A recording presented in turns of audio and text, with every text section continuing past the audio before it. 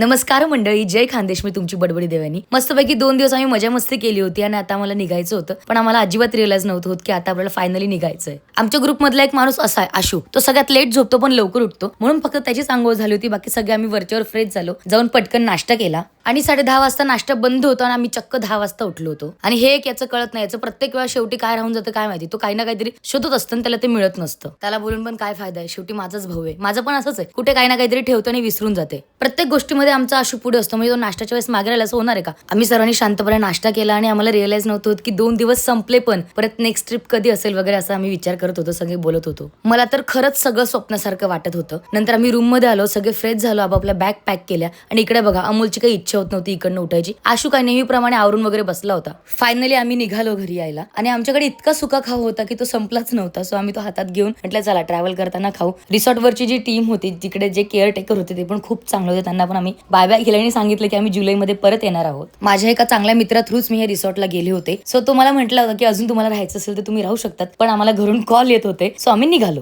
अशा आमचे 2 रात्र 3 दिवस गेले. Bye bye. फॉलो करा.